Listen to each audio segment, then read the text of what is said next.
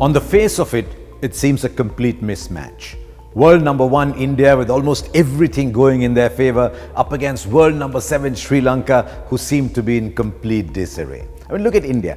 The core of the batting, Pujara, Kohli, Rahane, all doing all right. The spinners are all batting. In fact, the spinners have taken apart when they had the ball in hand. They've taken apart sides far better than the Sri Lankan side they're up against. The fast bowlers are willing to bowl fast. They're giving you breakthroughs. And really, all India need is to find 2 healthy openers.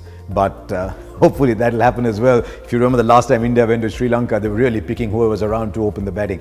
But opening the batting is not as much as crucial a factor on the subcontinent and in places like Sri Lanka, though it can swing around, I admit that, but it's not as big a factor as it is, say, when you go to England or Australia. So it would seem like almost everything is settling in for India. I know there was all that ridiculous talk about the coach where everyone else seemed to get all worked up, but I don't think a coach would make as much of a difference. I think the team is pretty much settled.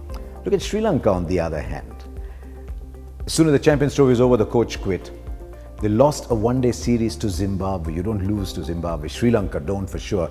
And by far their best player, Angelo Matthews, has suddenly quit. What do? They replace him with Chandimal. Chandimal is not available either because he is unwell too.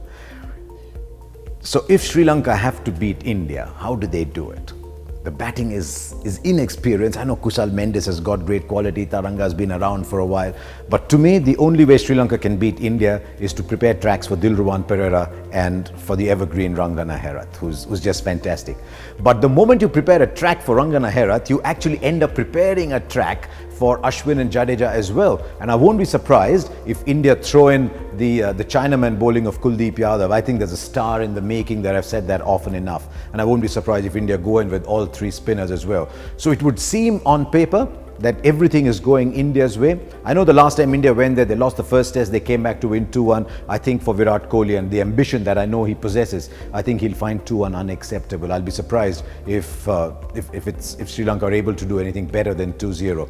I must add though that sometimes in adversity, teams suddenly find strength. But for Sri Lanka to beat this Indian side, they'll have to find a lot of strength.